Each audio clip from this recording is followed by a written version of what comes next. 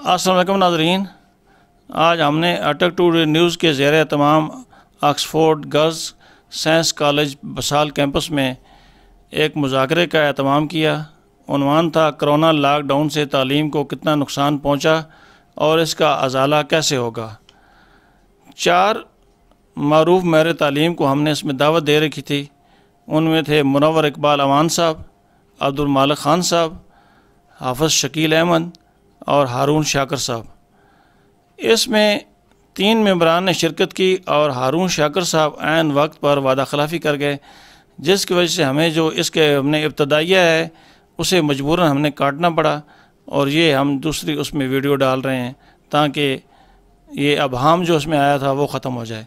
जो यहाँ पे मुज़ाकरा हुआ है, जो जिन लोगों ने शमूलियत की है, उन्होंने इस उन्वान के हवाले से क्या कहा है वो अपने नाज़रीन को सुनाते हैं। मैं सिर्फ एक ही एग्जांपल कोट करना चाहूँगा कि 9th के 2-3 पेपर हो चुके थे और वो उस वक्त मेरे ख्याल में कोविड जो था वो इतनी उसमें शिद्दत भी नहीं थी और वो एग्ज़ाम जो है बड़े इजीली कंडक्ट किया जा सकता था, लेकिन नहीं मालूम कि क्या उसका बैकग्राउंड क्या था या उसमें यकदम इतनी शिद्दत कहाँ से आ गई कि उसको बिल्कुल बैक जुम्बश कलम जो है उसको वाइंड अप करना पड़ा। और इसमें जो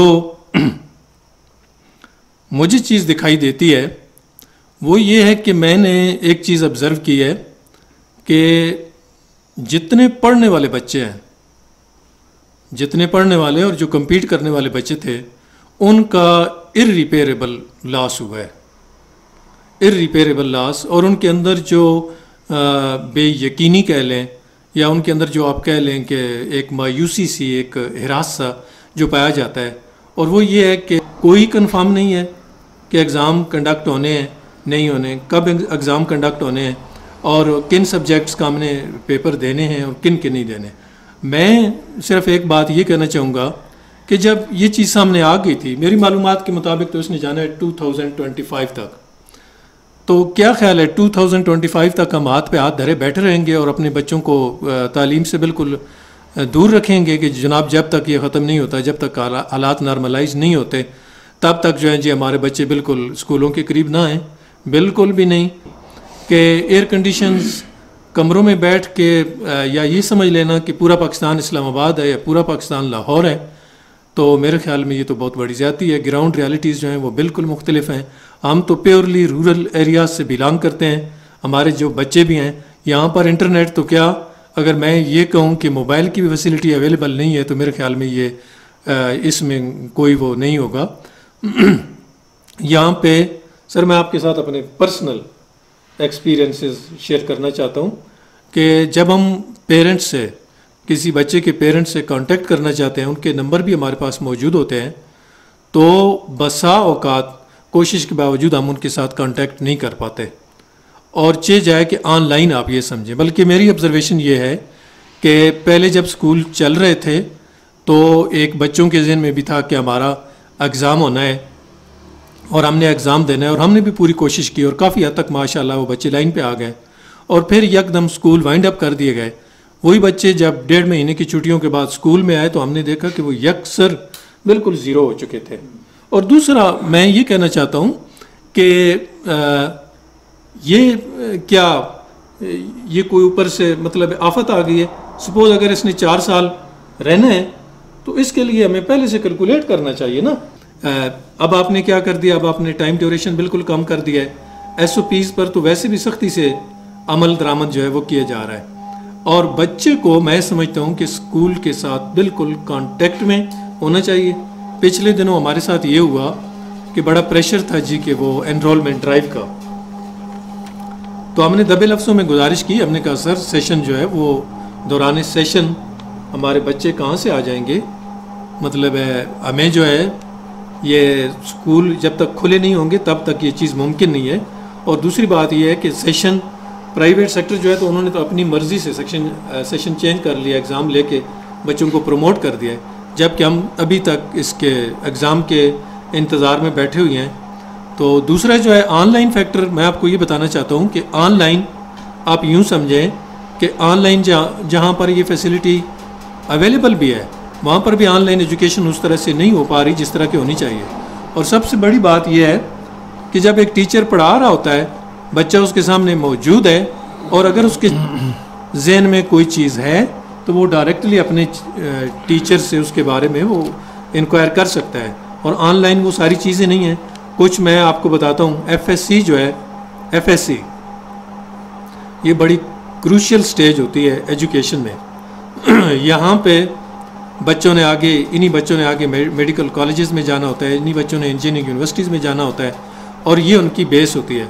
और आप ये अंदाज़ा लगाएं कि जो बच्चा ये 2 साल कॉलेज ही नहीं जा सका, अटेंड ही नहीं कर सका, उसकी क्या बेस बनी होगी, उसने ऑनलाइन एजुकेशन से कितना कुछ गेन किया होगा। और अब मज़े की बात ये कि मेरी ऑब्जर्वेशन है वो ये है कि पिछले दिनों मेरी एक दोस्त है, उनके साथ बातचीत हुई, पिंडी बोर्ड से उनका तल्लक था। कहने लगे जी कि हमारे फाइनेंस और उसमें कंडक्ट में बड़ा शदीद झगड़ा चल रहा है। मैंने कहा सर क्या झगड़ा? कहते हैं फाइनेंस वाले लोग जो हैं, जब लोगों को पता चला है कि ये इंग्लिश वगैरह का एग्ज़ाम कोई नहीं होना, जो कई सालों से वो क्लियर नहीं कर चुके थे, वो एग्ज़ाम नहीं होना, तो वो धड़ाधड़ उन्होंने 20,000 25,000 फीसें दे के उन्होंने कहा जी कि अब तो हमारे पास मौका आ गया एग्ज़ाम क्लियर करने का। इसके बरक्स जो लायक बच्चे हैं, जिन्होंने 2 साल रियाजत की हुई थी, जिन्होंने बड़ा दिन रात एक करके, उन्हें जब पता चला कि इन सब्जेक्ट्स के इम्तहान, इनका हमसे इम्तहान ही नहीं लिया जाना, तो उनकी मायूसी जो है वो अपनी इंतहा को है। तो मेरी रिक्वेस्ट यही है कि ये ग्राउंड रियलिटीज़ को सबसे पहले जो रूरल एरियाज़ हैं, जहाँ पर बिल्कुल भी वालिदैन की भी हालत ये है कि उन्हें भी एजुकेशन की अहमियत का ही पता कोई नहीं, और बच्चे जो हैं जिनको घरों में बिल्कुल, जिनका कोई पुरसाने हाल नहीं, और जिनको कोई भी घर में पढ़ाने वाला भी कोई नहीं, फैसिलिटेट करने वाला भी कोई नहीं, उनको अगर आप स्कूल से भी दूर कर देंगे तो मेरे ख्याल में आप यूँ समझें कि बिल्कुल कौम को एक अंधेरे में धकेलने के मुतरादिफ होगा। तो काइंडली लॉन्ग टर्म पॉलिसी बनाई जाए। और दूसरा मैं ये कहना चाहूँगा कि हमारी गवर्नमेंट ने पहले से ही सर स्मार्ट सिलेबस दे दिया था। स्मार्ट सिलेबस का मकसद यही था कि चूँकि हमारा ड्यूरेशन जो है वो बिल्कुल कम है, लिहाजा इसका यही है कि इतना सिलेबस दिया जाए कि जितना उस थोड़े से टाइम में इजीली कवर किया जा सकता है। अब अगर चंद हज़ार लोग, चंद सौ लोग अगर सड़कों पे आ जाते हैं और वो ये कहते हैं कि ये क्या, तो आप कम अज़ कम चलें, ज़्यादा से ज़्यादा ये कर दें कि 2 हफ्ते 3 हफ्ते एग्ज़ाम जो है वो लेट कर दें, पोस्टपोन कर दें। लेकिन ये कि मतलब है ये 4 सब्जेक्ट होंगे और ये सारे नहीं होंगे, तो आप क्या समझते हैं जो पढ़ने वाले बच्चे थे, जो कम्पीट करने वाले बच्चे थे, जिन्होंने आगे मेडिकल यूनिवर्सिटीज़ में जाना था, जिन्होंने आगे इंजीनियरिंग यूनिवर्सिटीज़ में जाना था, क्या वो सेटिस्फाई हैं? किसी बच्चे के आप ले लें, कमेंट्स ले लें किसी से, बल्कि वो तो अब तो उनका बिलीव ही नहीं रहा कि पता नहीं एग्ज़ाम होगा भी या नहीं होगा। तो ये मायूसी की सी सूरत हाल है। काइंडली मेरी तो यही रिक्वेस्ट है कि इसका पहली फुर्सत में इसका सदेबाब किया जाना चाहिए, और स्टूडेंट्स का जो कॉन्फिडेंस है उसको बहाल करना चाहिए, और आइंदा के लिए भी ऐसी पॉलिसी बनाई जाए जिसमें ये सामने रखा जाए कि बच्चे को किसी न किसी तरीके से हमने एजुकेशन के साथ अटैच करना है। बुक तैयार नहीं हुई सर, मुझसे गलती हो गई, मैं बुक नहीं लेके आ सका। शबीर सर, जो ग्रेड 1 के लिए बुक डिज़ाइन की गई है वो ऐसी है जो हमारा 8th का बच्चा भी जो है वो नहीं कर सकता। पता नहीं गवर्नमेंट के जहन में ये बात है कि शायद पढ़े लिखे बच्चे आ रहे हैं स्कूलों में,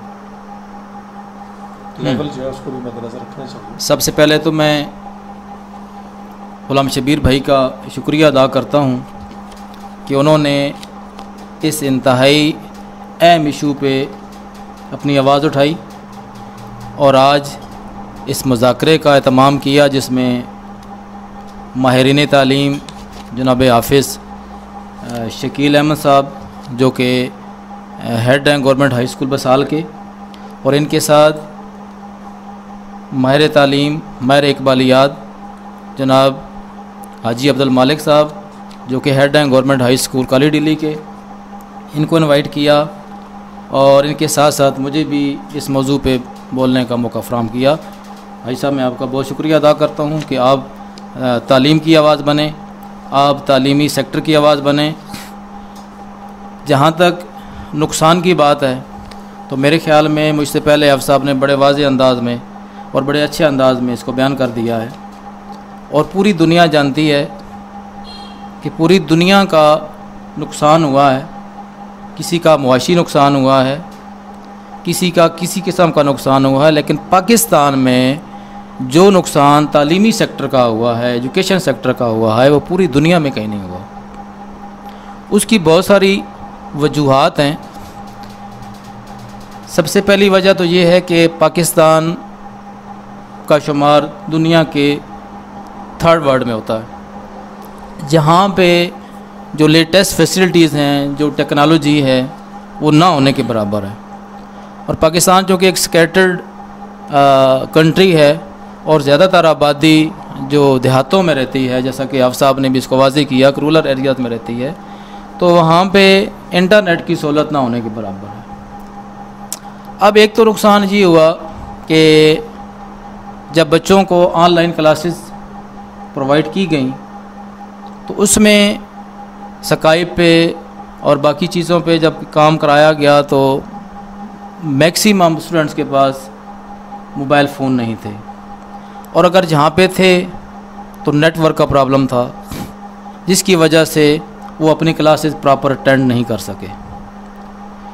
दूसरा नुकसान ये हुआ कि चूँकि देही इलाकों में गरीब वालिदैन हैं, अगर एक वालिद के 3 बच्चे पढ़ रहे हैं डिफरेंट क्लासेस में, तो एक ही वक्त में तीनों बच्चों की क्लासेस चल रही हैं। सबसे पहला उनका मुआशी नुकसान ये हुआ कि उनको हर बच्चे को कम से कम 30 से 40 हज़ार का मोबाइल लेके देना पड़ा, जो कि मुमकिन नहीं था। बहुत कम वालिदैन ने 1 लाख प्लस माइनस में ये खर्च करके अपने बच्चों को वो सेल प्रोवाइड किए, और जो नहीं प्रोवाइड कर सके उनके बच्चों का तालीमी नुकसान उससे भी ज़्यादा हुआ।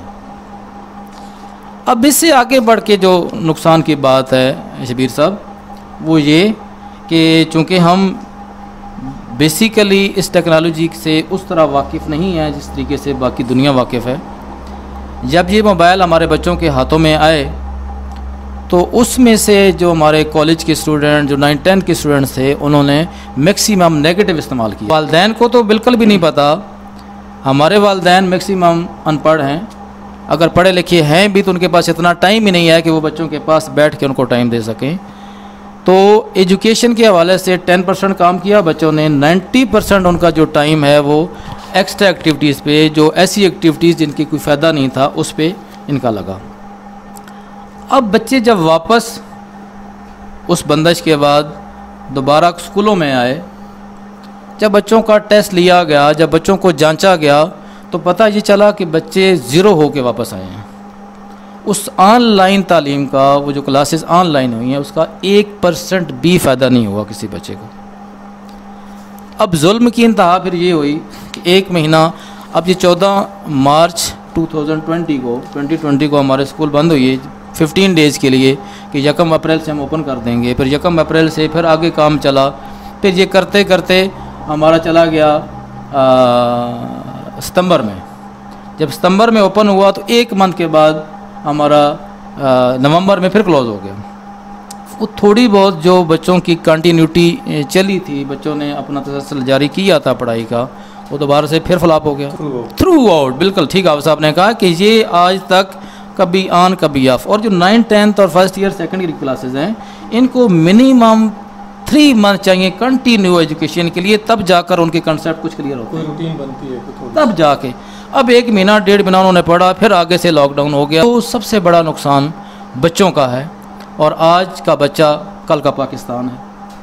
हमने बच्चे को फोकस करना है, असासा ने भी, हुकूमत पाकिस्तान ने भी, वालिदैन ने भी, और सबसे बड़ा किरदार हमारी साफ़ी बरदरी का है कि वह आवाज़ को उठाएँ और इसका हज़ाला करें। ये ऐसा नहीं है कि आज जैसा कि अफसा बता रहे थे कि इनकी मालूमात में ये आया कि 2025 तक, 2025 तक इसने रहना है, या 2023 तक तो है ही है, अगर 25 तक नहीं है तो 23 तक तो कंफर्म है कि इसने किसी तरीके से सस्टेन करना है हमारी इस वर्ल्ड में। तो उसका हमने प्री प्लान कर लेना चाहिए कि हमने किस तरीके से अपने बच्चों को लेके चलना है। क्या हमने बच्चों को तालीम से दूर करना है, क्या हमने जहालत की तरफ जाना है। इस हवाले से गवर्नमेंट से गुजारिश भी यही है कि इसका सद्देबाब किया जाए, और अभी जो छुट्टियां आ रही हैं, जो समर वेकेशन की जो बात चल रही है, उसको कम से कम किया जाए। बेशक ड्यूरेशन कम कर दें स्टडी आवर्स का, सुबह 6 से 10 बजे कर दें, बेशक कम कर दें, लेकिन इसको कंटिन्यू रहना चाहिए। ये 1.5 साल से या 1.25 साल से स्कूल बंद जो हुई है, इसका जितना नुकसान हुआ वो पॉसिबल तो नहीं है कि वो वापस हम वो इरिपेरेबल नुकसान हमारा हुआ, लेकिन अब इसको आगे हम कंटिन्यू रख के मज़ीद बच्चों का नुकसान ना करें। यहाँ पे बच्चों का नुकसान हुआ, तालीमी नुकसान हुआ, वहाँ पाकिस्तान का मुआशी नुकसान भी बहुत हुआ। अब वो बेचारे रक्शों वाले और सुजुकियों वाले जिनका गुजारा उस रक्शे की कमाई पे था, उस सुजुकी की कमाई पे था, जो बच्चों को पिक एंड ड्रॉप दे रहे थे, वो पिछले 1.25 साल से बेरोज़गार पड़े हुए हैं। वो समोसे और पकोड़े बनाने वाला, वो मेरे इस मुल्क का एक गरीब फ़र्द जो अपने बच्चों का पेट पाल रहा था किसी भी स्कूल कॉलेज के बाहर रेड़ी लगा के, वो 1.25 साल से बेरोज़गार पड़ा हुआ है। उसके बच्चे भूख से मर रहे हैं और कोई पुरसाने हाल भी नहीं है। अगर कोई एहसास प्रोग्राम के साथ किसी को 12,000 मिल गया तो वो कब तक उसने खाना है। इसी तरीके से आप देखें हमारे जो बुक सेलर्स हैं, हमारे जो बुक शॉप्स वाले लोग हैं, वो बेरोज़गार पड़े हुए हैं। वहाँ पे जो सेल्समैन काम करते थे वो बेरोज़गार पड़े हुए हैं। प्राइवेट सेक्टर की अगर आप बात करें तो प्राइवेट सेक्टर में पिंडी डिवीज़न के अंदर इस दौरान 400 से ज़्यादा स्कूल बंद हो चुके हैं। कि जब बंद हैं तो पेरेंट तो क्लेम करते हैं कि जब आप बच्चों को पढ़ा नहीं रहे तो हम फ़ी क्यों पे करें। अच्छा, जब फ़ी पे नहीं होती तो जो लैंडलॉर्ड है, जो मालिक मकान है, वो तो यकम को आ जाता है कि किराया मुझे दीजिए। अब लैंडलॉर्ड में भी अगर आप देखें तो मैक्सिमम लैंडलॉर्ड ऐसे हैं कि जिनके बच्चों का गुजारा भी उसी बिल्डिंग के रेंट पे चल रहा है, तो वो अगर रेंट नहीं लेंगे तो उनके बच्चे भी भूख से मरेंगे। सो इन चीज़ों को आप अगर देखें, जो क्लास 4 हैं प्राइवेट स्कूल के, जो प्राइवेट स्कूल के टीचर्स हैं, क्योंकि रेवेन्यू का एक ही ज़रिया है प्राइवेट सेक्टर के पास और वो है फ़ी। जब फ़ी नहीं आएगी तो फ़ी टीचर को भी नहीं मिलेगी, उसका रेंट भी नहीं पे होगा, उसकी जो नॉन टीचिंग स्टाफ है उसको भी नहीं पे होगा, तो यकीनन बेरोज़गारी बढ़ेगी। कि ये तो सारे मसाइल हैं। अब इस मसाइल का अजाला क्या है, इसका सलूशन क्या है? और सबसे बड़ी बात जो गवर्नमेंट को ज़हन में रखनी चाहिए वो ये कि जो मार्च में एग्ज़ाम होने थे हमारे मैट्रिक के, वो डिले होते होते हमारे यहाँ तक पहुँच गए। अब इसमें गुंजाइश नहीं है लेट होने की। अब जो ऐलान कर रखा है गवर्नमेंट ने 10 जुलाई से हमारे मैट्रिक के हैं और इंटर के और 28 जुलाई से मैट्रिक के हैं, तो इस डेट को मज़ीद एक्सटेंड न किया जाए, इसमें मज़ीद ताख़ीर न की जाए, इन डेट्स पे एग्ज़ाम हर हाल में ले लिए जाए ताकि जो हमारी नेक्स्ट क्लासेस हैं वो इन टाइम अगस्त के एंड से या अगस्त से एंड से तकरीबन वो स्टार्ट हो जाएं। और जो छोटी क्लासेस हैं, प्री स्कूल्स हमारी और मिडल की और प्राइमरी की, उनको जल्द अज जल्द प्रमोट कर दिया जाए ताकि आगे उनका कोई निज़ाम वाज़े किया जा सके। और सबसे बढ़कर अफसर ये बात कि अभी तक मेरे इल्म में ये आया कि जो सिंगल नेशनल करिकुलम जो उन्होंने डिज़ाइन किया है वो बुक्स भी अभी तैयार नहीं हुई। ये सिंगल नेशनल करिकुलम का एक ये भी नुकसान है कि इन्होंने ये नुकसान किया है कि जिस बच्चे का IQ लेवल कम है उसको भी उसी स्टेज पर रखा गया है जिसका IQ लेवल 90% प्लस पे है। तो ये भी एक अलमिया है, इसको भी देखना पड़ेगा कि क्या वो बच्चा उस कोर्स को पिक कर पाएगा भी या नहीं। क्या हमारे असातिज़ा जिनकी सर्विस अभी 50 प्लस पे हो गई है, प्राइमरी स्कूल्स में हैं, क्या वो ये कोर्स करा सकेंगे भी या नहीं। तो इसके लिए ट्रेनिंग की भी ज़रूरत है, इसके लिए फ़ीडबैक असातिज़ा से लेने की भी ज़रूरत है। अल्लाह ताला हमारी गवर्नमेंट को और हम सब को इस कोरोना वबा से निपटने की तौफीक भी अता फ़रमाए और तालीम कुछ पॉलिसियों से हमें बचने की भी तौफीक अता फ़रमाए। और हमारे मुल्क में निज़ाम तालीम जो पहले से भी किसी खातिर खा काबिल नहीं था, अभी आप देखें कि हमारे बच्चे जब बाहर जाते हैं, फ़ॉरेन में जाते हैं, तो वहाँ पे उन्होंने एक एक्स्ट्रा डिग्री लेना पड़ती है, तब जाके हमारी कोई डिग्री किसी हद तक वो एक्सेप्ट होती है। तो एक तो इस पर भी गवर्नमेंट को काम करना चाहिए कि ऐसा निज़ाम तालीम वज़ा कर दें कि जो बच्चा बसाल हाई स्कूल से, कॉलेज दिल्ली हाई स्कूल से अपनी डिग्री लेके फ़ौरन में किसी जगह पे जाए तो वो एक्सेप्टेबल हो, इस पर भी काम होना चाहिए। और कोरोना वबा से निपटने के लिए फ़ौरी तौर पर इदारे खोल देने चाहिए और छुट्टियों को कम से कम करना चाहिए, एग्ज़ाम वक्त पे लेना चाहिए। अल्लाह ताला हम सब का हामी व नासिर हो। नाज़रीन, अब्दुल मालिक खान साहब आए, इनसे इनकी राय जानते हैं कि क्या तजज़िया है जी। बिस्मिल्लाहिर्रहमानिर्रहीम। हाजी साहब, हमारा जो तालीमी अमल है वो एक ट्राई एंगल है, एक ट्राई एंगल पे चल रहा है, तालीमी मुसल्लस हम उसको कह सकते हैं। उसमें शामिल हैं हमारे तलबा, हमारे वालिदैन और हमारे असातिज़ा। मेरे ख़्याल में इन तीनों का ही नुकसान हुआ है। हमारा जो तालिब इल्म है, जो हमारा बच्चा है, वो हमारे इस पूरे निज़ाम का मरकज़ है। सबसे ज़्यादा जो हमारा नुकसान हुआ है वो बहरहाल हमारे तालिब इल्म का है। और सबसे बड़ी बात इसमें यह है कि हमारा जो तालिब इल्म है वो अपने ट्रैक से हट चुका है। जब वो ट्रैक से हट गया है तो उसे ये भी पता नहीं है कि उसका तालीमी साल कब शुरू हुआ था और उसने कब ख़त्म होना है। बल्कि मैं तो यहाँ तक ये एक्सपीरियंस कर चुका हूँ कि तालिब इल्म अपनी किताबों, अपनी कापियों और अपने बैग से भी लाइलम हो चुका है वो कहाँ पड़ी हैं और कहाँ होनी चाहिए उसे। जहाँ तक तल्लक है ऑनलाइन क्लासों का, तो मैं समझता हूँ कि ये सिवाय एक धोखे के और कुछ नहीं है। ऑनलाइन क्लासों का जहाँ तक तल्लक है तो इसमें अगर देखा जाए तो ख़र्चा सारा वालिदैन का हो रहा है। इस पे बाकी अहबाब बात कर चुके हैं, मैं मज़ीद नहीं बोलता। और जहाँ तक हमारा तालिब इल्म इससे कुछ सीख रहा है तो सिवाय उसके अखलाकी गिरावट के और वो कुछ नहीं सीख रहा। बच्चे की अखलाकी हालत जो है वो बिगड़ चुकी है। और यहाँ तक कि कोविड के दौरान ये जो कभी स्कूल खुल रहे हैं और कभी बंद हो रहे हैं, इससे मेरे इल्म में है, बल्कि बाकी अहबाब के दोस्तों के इल्म में भी है कि बहुत सारे हमारे बच्चे ऐसे हैं जो स्कूल छोड़ के जा चुके हैं। तो इस हवाले से देखा जाए तो बच्चे का बहुत ज़्यादा नुकसान है। बच्चों की अखलाकी हालत, उनका घरों में लड़ाई झगड़ा, ये सारा महज इस वजह से है कि हमारे बच्चे कोविड की वजह से घरों में बेकार बैठे हैं। दूसरे नंबर पे वालिदैन हैं, उनका भी नुकसान है।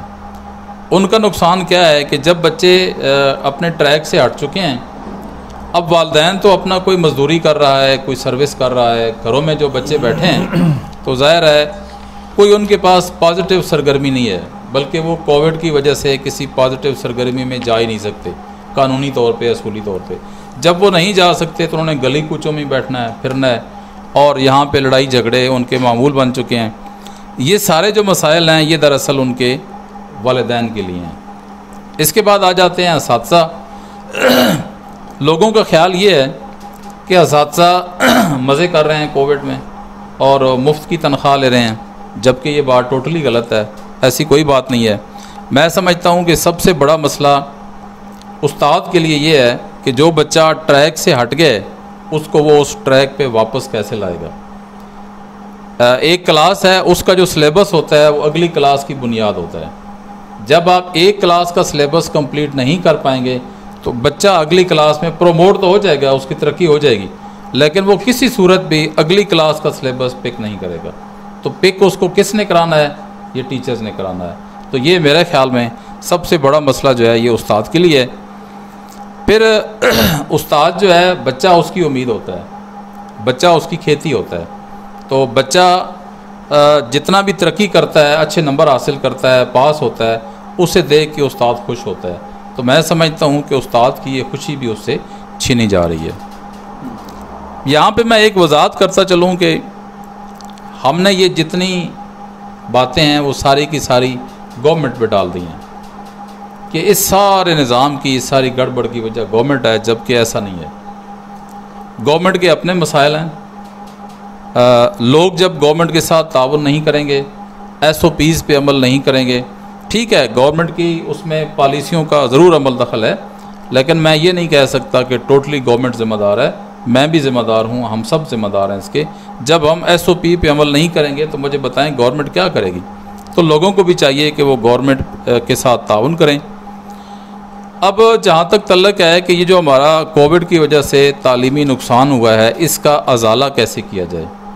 पहली बात तो ये है कि मेरे ख्याल में ये बिल्कुल अब नामुमकिन सा लग रहा है कि तीर जब कमान से निकल जाए तो फिर वो वापस नहीं आता। और ये जो हमारी छोटी मोटी गलतियां हैं, चाहे वो लोगों की हैं, चाहे वो गवर्नमेंट की हैं, तो कहते हैं ना कि लम्हों ने ख़ता की थी, सदियों ने सज़ा पाई। तो एक छोटी सी गलती जो है इसकी सज़ा बड़ी लंबी होती है। और अब जो बच्चा पिछले साल पहली क्लास में था, हमने उसको प्रमोट करके दूसरी में भेज दिया, अब हम उसको प्रमोट करके तीसरी में भेज देंगे। तो अगर यहाँ से जो आज का दिन है, मैं समझता हूँ यहाँ से भी अगर गवर्नमेंट भी सीरियस हो जाती है, पेरेंट्स भी सीरियस हैं, उस्ताद भी सीरियस है, इदारे भी सीरियस हैं, फिर भी वो बच्चा उस अंदाज से नहीं चल सकता, उसको चलाना बहुत मुश्किल है। लेकिन दूसरी बात यह है कि हमें मायूस नहीं होना चाहिए, अल्लाह की ज़ात पे हमें उम्मीद रखनी चाहिए और मेहनत जारी रखनी चाहिए। अगर मुआशरा, वालिदैन ये सारे मिल के असातिज़ा के साथ ताउन करें, इदारों के साथ ताउन करें, तो मैं बिल्कुल भी मायूस नहीं हूँ। और हुकूमत भी SOPs पे सख्ती कराए, और करा भी रही है गवर्नमेंट, लेकिन वो कभी ये ना हो कि इदारे बंद कर दे। इदारों को खुला रहना चाहिए, और जितना अच्छा SOP पे अमल तालीमी इदारों में हो रहा है, पाकिस्तान में कहीं भी नहीं हो रहा। अगर अच्छा अमल दरामद यहाँ पे हो रहा है तो मेरा ख्याल है कि फिर हमारे इदारे खुले रहने चाहिए। दूसरी बात कि हमारे जो एग्ज़ाम हैं बच्चों के, वो अब साल की बजाय 1.5 साल का सेशन हो चुका है हमारा, तो वो अब हो जाने चाहिए। वक्त पे तो मैं अभी नहीं कह सकता कि वक्त तो अब गुजर चुका है, लेकिन अब उन्हें मज़ीद डिले नहीं किया जाना चाहिए।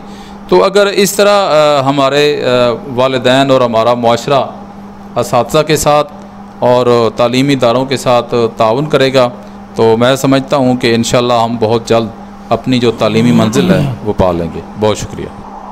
नाज़रीन, इस मुज़ाकरे का एहतमाम जो है वो मुनव्वर इकबाल भाई ने किया था, इनका शुक्रिया।